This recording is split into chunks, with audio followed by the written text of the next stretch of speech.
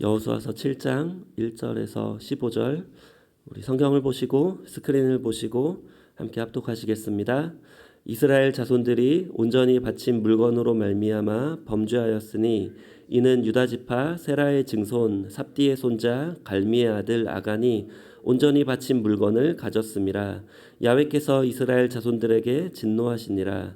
여호수아가 여리고에서 사람을 베델 동쪽 베다웬 곁에 있는 아이로 보내며 그들에게 말하여 이르되 올라가서 그 땅을 정탐하라 하매 그 사람들이 올라가서 아이를 정탐하고 여호수아에게로 돌아와 그에게 이르되 백성을 다 올라가게 하지 말고 2-3천 명만 올라가서 아이를 치게 하소서. 그들은 소수이니 모든 백성을 그리로 보내어 수고롭게 하지 마소서 하므로 백성 중 3천 명쯤 그리로 올라갔다가 아이 사람 앞에서 도망하니 아이 사람이 그들을 36명쯤 쳐 죽이고 성문 앞에서부터 스바림까지 쫓아가 내려가는 비탈에서 쳤으므로 백성의 마음이 녹아 물같이 된지라. 여호수아가 옷을 찢고 이스라엘 장로들과 함께 야훼의 궤 앞에서 땅에 엎드려 머리에 티끌을 뒤집어 쓰고 저물도록 있다가 이르되 슬프도소이다. 주 야훼여 어찌하여 이 백성을 인도하여 요단을 건너게 하시고 우리를 아모리 사람의 손에 넘겨 멸망시키려 하셨나이까. 우리가 요단 저쪽을 만족하게 여겨 거주하였다면 좋을 뻔하였나이다. 주여 이스라엘이 그의 원수들 앞에서 돌아섰으니 내가 무슨 말을 하오리이까. 가나안 사람과 이 땅의 모든 사람들이 듣고 우리를 둘러싸고 우리 이름을 세상에서 끊으리니 주의 크신 이름을 위하여 어떻게 하시려 하나이까 하니 야훼께서 여호수아에게 이르시되 일어나라. 어찌하여 이렇게 엎드렸느냐. 이스라엘이 범죄하여 내가 그들에게 명령한 나의 언약을 어겼으며 또한 그들이 온전히 바친 물건을 가져가고 도둑질하며 속이고 그것을 그들의 물건들 가운데 두었느니라. 그러므로 이스라엘 자손들이 그들의 원수 앞에 능히 맞서지 못하고 그 앞에서 돌아섰나니 이는 그들도 온전히 바친 것이 됨이라. 그 온전히 바친 물건을 너희 중에서 멸하지 아니하면 내가 다시는 너희와 함께 있지 아니하리라. 너는 일어나서 백성을 거룩하게 하여 이르기를 너희는 내일을 위하여 스스로 거룩하게 하라. 이스라엘의 하나님 야훼의 말씀에 이스라엘아 너희 가운데에 온전히 바친 물건이 있나니 너희가 그 온전히 바친 물건을 너희 가운데에서 제하기까지는 내 원수들 앞에 능히 맞서지 못하리라. 너희는 아침에 너희의 지파대로 가까이 나아오라. 야훼께 뽑히는 그 지파는 그 족속대로 가까이 나올 것이요 야훼께 뽑히는 족속은 그 가족대로 가까이 나올 것이요 야훼께 뽑히는 그 가족은 그 남자들이 그 가까이 나올 것이며 온전히 바친 물건을 가진 자로 뽑힌 자를 불사르되 그와 그의 모든 소유를 그리하라. 이는 야훼의 언약을 어기고 이스라엘 가운데에서 망령된 일을 행하였음이라 하셨다 하라. 아멘. 오늘은 구약의 그리스도 25번째 시간인데요. 저는 오늘 본문 말씀을 가지고 패배의 원인이라는 제목으로 함께 은혜를 나누고자 합니다. 이스라엘 백성들은 요단강을 건너면서부터 본격적으로 약속의 땅을 정복하는 거룩한 전쟁을 시작하게 됩니다. 첫 전투였던 여리고성의 전투는 사실 인간적인 방법과 지혜로는 도저히 이길 수 없었던 전투였습니다. 그런데 이길 수 있었던 비결은 하나님이 그 전투에서 함께 하셨고 하나님이 직접 싸워주셨기 때문입니다. 그렇게 하기 위해서 이스라엘 백성들은 거룩해져야 됐고 거룩해진 이스라엘 백성들에게 하나님이 함께 하셨고 또 하나님의 명령에 순종함으로 하나님이 직접 싸워주실 수 있었습니다. 거룩한 전쟁에서 승리하는 비결은 바로 거룩과 순종이었습니다. 우리도 구원받고 난 이후에 계속해서 영적 전쟁 가운데 있습니다. 그것은 여호수아서에서 그 가나안 땅에 약속의 땅을 정복하는 전쟁이었던 것처럼 우리도 구원은 받았지만 아직도 우리에게 주어진 이 정복 전쟁이 약속의 땅을 정복하는 이 전쟁이 우리 가운데 있습니다. 그 전쟁에서 승리하는 비결은 바로 거룩과 순종입니다. 그래서 우리는 죄와 피 흘리기까지 싸워야 되고 또 하나님의 말씀과 또 세워진 권위에 순종해야 됩니다. 여리고성 전투에서 큰 승리를 거두었던 이스라엘 백성이었지만 비교적 작은 쉬운 상대였던 아이성 전투에서는 어이없게 패배하고 말았습니다. 오늘은 그 패배의 원인에 대해서 함께 말씀을 살펴보겠습니다. 먼저 본문 1절에 보면 그 아이성 전투에서 패배했던 원인이 나옵니다. 우리 본문 1절 함께 읽겠습니다. 이스라엘 자손들이 온전히 바친 물건으로 말미암아 범죄하였으니 이는 유다 지파 세라의 증손 삽디의 손자 갈미의 아들 아간이 온전히 바친 물건을 가졌음이라. 야훼께서 이스라엘 자손들에게 진노하시니라. 하나님은 여리고성 전투 이전에 여호수아 6장 18절에서 여리고성의 모든 것을 온전히 바치라고 명령하셨습니다. 그 바친 물건에 손댈 경우에는 고통을 당할 것이라는 것도 경고하셨습니다. 그런데 본문 1절에 보면은 그 온전히 바친 물건을 그 아간이 가지게 되었다는 것을 하나님께서 말씀하고 계십니다. 여기서 중요한 것은 아간 한 사람이 범죄했는데 하나님은 이스라엘 자손들에게 진노하셨습니다. 이것이 바로 죄의 공동체성입니다. 아담 한 사람의 범죄로 모든 인류가 죄인이 되었듯이 아간 한 사람의 범죄로 이스라엘 자손들에게 하나님의 진노가 임했습니다. 이게 바로 아이성 전투를 치르기 전에 이스라엘 백성들의 영적인 상태였습니다.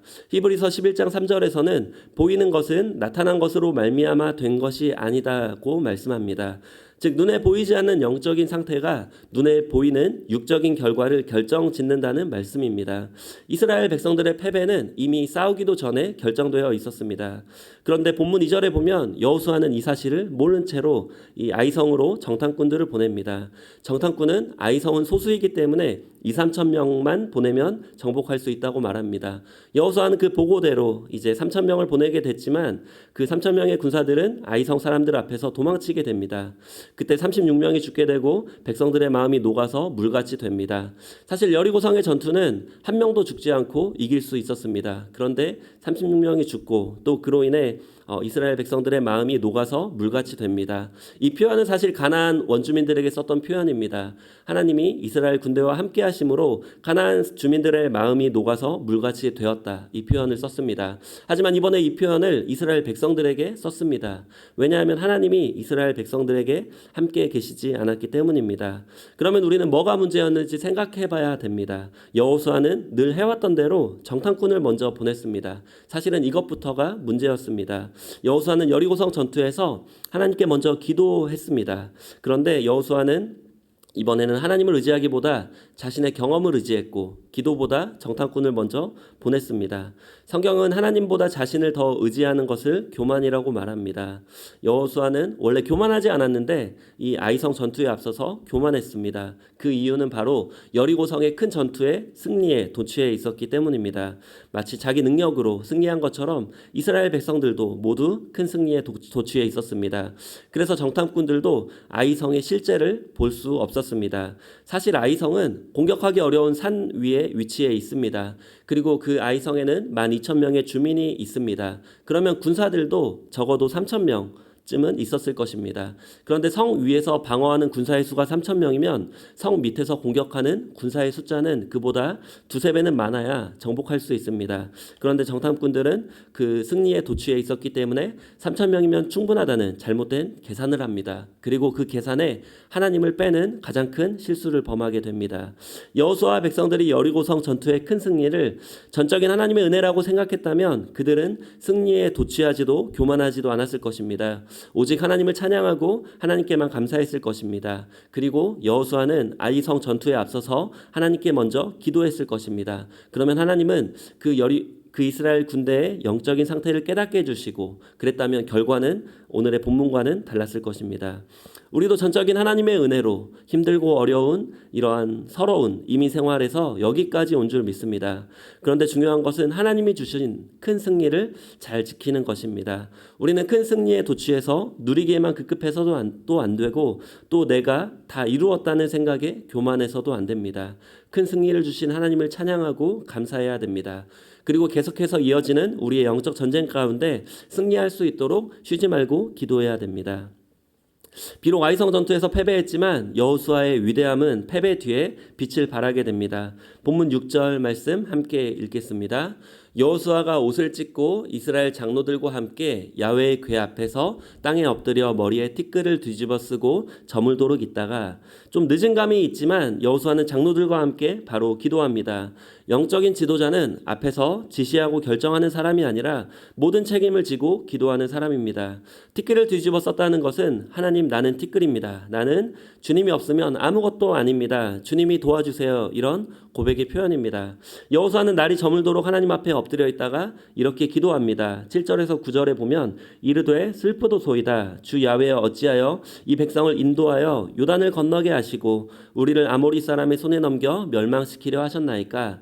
우리가 요단 저쪽을 만족하게 여겨 거주하였다면 좋을 뻔하였나이다. 주여 이스라엘이 그의 원수들 앞에서 돌아섰으니 내가 무슨 말을 하오리이까. 가나안 사람과 이 땅의 모든 사람들이 듣고 우리를 둘러싸고 우리 이름을 세상에서 끊으리니 주의 크신 이름을 위하여 어떻게 하시려 하나이까 하니. 여호수아의 기도를 보면 이스라엘의 이름이 세상에서 끊어지는 것이 문제가 아니라 주의 크신 이름이 높임받지 못하는 것이 더 문제였습니다. 마치 골리앗이 이스라엘 군대를 조롱할 때 다윗이 하나님의 이름이 모욕받는 것을 못 견뎠던 것과도 같습니다. 다윗은 이스라엘 군대가 블레셋 군대에게 패배하는 것보다 하나님의 이름이 모욕받는 것을 참을 수 없었습니다. 여호수아가 이렇게 하나님께 엎드려 기도할 때에 하나님은 여호수아를 불쌍히 여겨 주셨습니다. 우리 본문 10절 말씀 함께 읽겠습니다. 야훼께서 여호수아에게 이르시되 일어나라 어찌하여 이렇게 엎드렸느냐. 이스라엘의 패배를 가장 마음 아파하셨던 분은 사실 하나님이셨습니다. 그 백성들의 마음이 녹아서 무너질 때에 하나님의 마음도 함께 무너졌습니다. 그리고 하나님은 이어서 그 패배의 원인에 대해서 말씀해 주십니다. 본문 11절 함께 읽겠습니다. 이스라엘이 범죄하여 내가 그들에게 명령한 나의 언약을 어겼으며 또한 그들이 온전히 바친 물건을 가져가고 도둑질하며 속이고 그것을 그들의 물건들 가운데 두었느니라. 아멘. 그리고 하나님은 이어서 해결 방법 또한도 알려주십니다. 12절 말씀 또 함께 읽겠습니다. 그러므로 이스라엘 자손들이 그들의 원수 앞에 능히 맞서지 못하고 그 앞에서 돌아섰나니 이는 그들도 온전히 바친 것이 됨이라. 그 온전히 바친 물건을 너희 중에서 멸하지 아니하면 내가 다시는 너희와 함께 있지 아니하리라. 이스라엘 공동체 안에 온전히 바친 물건이 있었기 때문에 하나님께서 함께 하시지 않았다는 것이 패배의 원인이었습니다. 그러면 이스라엘 공동체 안에 바친 물건을 다시 없애면 하나님이 다시 함께 하시게 되고 그러면 다시 승리할 수 있게 됩니다. 이어서 하나님은 모든 백성을 스스로 거룩하게 하라고 말씀하시고 다음 날에 하나님 앞에 나오라고 말씀하십니다. 그리고 지파별로 제비를 뽑습니다. 먼저 유다 지파가 뽑혔고 이어서 세라 족속, 삽디 가족, 마지막으로 아간이 뽑혔습니다. 우리가 생각할 때에 1절에 보면 하나님은 이미 아간의 범죄로 인해서 이스라엘 자손들에게 진노하고 있었습니다. 즉 이미 아간의 범죄로 그 하나님은 바로 아간 때문에 너희들이 패배했다고 말씀하실 수도 있었지만 하나님은 제비 뽑는 과정을 거치게 하셨습니다. 이 제비를 뽑는 과정을 생각해 보면 사람들은 아마 두려움 가운데 또 조마조마한 마음으로 제비를 뽑았을 것입니다. 그 제비 뽑으면서 모든 사람들의 마음속에 있던 숨은 죄들이 드러났을 것입니다. 사실은 아간 한 명만 그 온전히 바친 물건에 손을 댔지만 그 주변에 있는 사람들도 함께 있던 사람들도 마음 가운데 욕심이 자리했을 것입니다. 그런데 하나님은 그 제비 뽑는 과정을 통해서 아간의 한 명에 있는 죄만 드러내신 것이 아니라 모든 공동체 안에 있는 죄를 드러내시고 그 공동체 안에 있는 죄의 모양도 없애기를 원하셨습니다. 여호수아 7장 19절에 보면 여호수아가 아간에게 이제 이렇게 말합니다. 내 아들아 청하노니 이스라엘 하나님 야훼께 영광을 돌려 그 앞에 자복하고 내가 행한 일을 내게 알게 하라. 그 일을 내게 숨기지 말라 하니 아간이 이제 이렇게 대답합니다. 우리 20절 7장 20절 함께 읽겠습니다. 아간이 여호수아에게 대답하여 이르되 참으로 나는 이스라엘의 하나님 야훼께 범죄하여 이러이러하게 행하였나이다. 아멘. 아간은 백성들을 속이고 또 지도자 여호수아를 속이고 물건을 몰래 숨겼지만 그것은 하나님께 범죄한 것이었습니다. 다윗은 밧세바에게 범죄했지만 선지자 나단에게 말할 때 하나님께 범죄했다라고 고백합니다. 하나님은 단번에 아간을 죽이실 수도 있었지만 그 죄를 스스로 고백하게 하시고 공동체 안에 있는 숨은 죄까지도 드러나게 하시고 결국은 그 죄에 대해 잘못된 생각도 바꿔주셨습니다. 우리가 죄를 쉽게 끊지 못하는 이유는 죄에 대한 우리의 인식이 바뀌지 않기 때문입니다. 죄에 대한 인식이 바뀌어야 우리는 죄에 대해서 더 심각하게 더 엄중하게 생각할 수 있고 죄를 끊을 수가 있습니다. 사실 아간이 훔쳤던 것은 시날산의 아름다운 외투 한 벌과 은 200세겔 또 그 무게가 50세겔 되는 금덩이 하나를 그 자기 장막의 땅 속에 숨겼습니다. 아간이 숨겼던 것은 사실 입어보지도 못했고 써보지도 못했고 땅 속에만 숨겼습니다. 그것을 볼 때에 아간이 배가 고파서 숨긴 것도 아니고 그것이 없으면 당장 굶어 죽기 때문에 훔친 것도 아니었습니다. 그 죄는 욕심 때문에 지어졌던 것입니다. 우리가 죄를 지을 때 상황 때문에 지어졌다고 때로는 핑계 대기도 합니다. 어쩔 수 없었다라고 말하기도 하지만 우리 아간의 죄를 보면 아간은 마지막에 멸망당할 때 가축들도 있었고 재산도 있었습니다. 함께 돌에 맞고 불에 태워지지만 아간은 그 부족함 때문에 상황 때문에 죄를 지었던 것이 아니라 그 욕심 때문에 죄를 지었습니다. 그리고 욕심으로 지은 그 죄에 대한 물건을 써보지도 못하고 땅속에 숨겨두기만 했습니다. 우리가 죄를 짓고 욕심을 부리는 것이 이와 비슷한 것 같습니다. 우리는 이 땅에 살면서 많은 욕심을 부리고 많은 죄를 지으면서 살아가지만 그것은 사실 우리가 다 누릴 수도 없고 그냥 우리의 마음의 안정만, 마음의 이 욕심만 채우게 됩니다. 하나님은 그런 것들도 없애기를 원하셨고 또 그 원인 또한도 제거하기를 원하셨습니다. 사실 이 사건은 여리고성의 큰 전투에서 큰 승리를 앞둔 뒤에 바로 일어났습니다. 사실 가나안 땅을 아직도 많이 정복해야 되는데 백성들의 사기가 꺾여질 만한 일이었습니다. 그런데 오히려 이 사건을 통해서 이스라엘 백성들은 더욱 거룩하게 되었고 더욱더 순종할 수 있게 되었습니다. 그리고 이어서 아이성 전투에서 다시 승리하게 되었고 또 앞으로 이어지는 7년간의 이 가나안 땅의 정복에서 한 번도 패배하지 않을 수 있게 되었습니다. 이와 비슷한 사건이 우리 사도행전 5장에 아나니아와 삽비라 사건이 있습니다. 가만히 보면 아담의 죄로 모든 인류가 죄인이 된 것도 그렇고 이 아나니아와 삽비라 사건 또 아간의 사건 모두가 한 사람의 범죄였지만 그것은 공동체 전체에 크게 공동체를 파괴할 만한 위험을 가지고 있었습니다. 아담도 아나니아 삽비라 또 아간도 모두 아씨인데 아씨 우리 한국 이름에는 아씨가 이제 없죠. 아씨성이 없죠. 다행인 것 같은데 오순절날에 이제 성령 충만이 임했습니다. 그리고 초대교회에 폭발적인 부흥이 일어났습니다. 3,000명이 돌아왔고 5,000명이 돌아왔고 그 다음엔 많은 사람이 돌아왔다라고 성경은 기록합니다. 왜냐하면 셀 수 없을 정도로 그때부터는 이 폭발적인 부흥이 일어났기 때문입니다. 하지만 그때 아나니아와 삽비라가 죽게 되었습니다. 이것을 두고 성경은 이렇게 기록합니다. 사도행전 5장 11절에 보면 온 교회와 이 일을 듣는 사람들이 다 크게 두려워하니라. 사실 사람들은 이 많이 모이는 것을 보고 기뻐했고 또 그 부흥에 대해서 스스로 축하했을 것입니다. 어떻게 보면 큰 승리에 도취해서 함께 계시는 하나님을 바라보지 못했을 수도 있습니다. 하지만 그 아나니아와 삽비라의 사건으로 교회에 계시는 하나님을 그들은 볼 수 있게 되었습니다. 사실 큰 두려움이 임했으면 사람들은 두려워서 떠나야 됩니다. 그리고 다른 사람들도 더 이상 교회 안으로 들어오지 않아야 됩니다. 하지만 이 사건을 통해서 사람들은 크게 두려워했고 그로 인해서 더 큰 부흥이 계속해서 이어지게 되었습니다. 그 부흥은 예루살렘에서 끝난 것이 아니라 온 유대와 사마리아와 땅끝까지 그리고 지금 여기 있는 우리에게까지 계속해서 이어지게 되었습니다. 하나님은 아이성 전투에서 36명이 죽게 하셨습니다. 하지만 36명이 죽음으로써 200만 명의 사람들이 살게 하셨습니다. 아간 한 사람이 죽음으로써 모든 사람들에 있는 죄를 드러내게 하셨고 그 모든 사람들을 거룩하게 하셨습니다.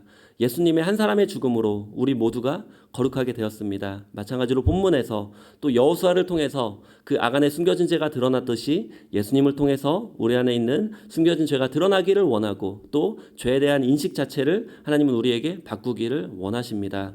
우리 교회를 돌아볼 때에 우리 모두에게 다 죄가 있지는 않지만 소수에게 특정한 죄들이 있습니다. 하지만 우리는 생각할 때에 그 사람 때문에 그 죄 때문에 라고 생각할 수 있지만 사실 그 죄는 우리 모두의 죄입니다. 제가 처음에 교회에 왔을 때 우리 교회에 불순종의 죄가 너무나 크다는 것을 볼 수 있게 되었습니다. 외부에서 오다 보니까 더 잘 볼 수 있게 되었습니다. 하지만 지내다 보니까 그게 소수의 특정의 사람들에게만 있는 죄가 아니라 우리 모두에게 있는 죄임을 깨닫게 되었고 더 나아가서 저에게도 있는 죄임을 깨닫게 되었습니다. 죄는 공동체성이 있고 또 파괴성이 있고 전염성이 있습니다. 우리가 아간 한 사람만 죽었고 아나니아와 삽비라만 죽었지만 하나님은 모두에게 똑같은 죄가 있다고 말씀하고 있습니다. 오늘 이 시간에 우리의 안에 있는 숨어있는 죄 또 그 죄의 모양이라도 버리고 하나님 앞에 더 가까이 나아감으로 우리에게 주어진 영적 전쟁에서 거룩과 순종으로 항상 승리하시기를 예수님의 이름으로 간절히 축원합니다.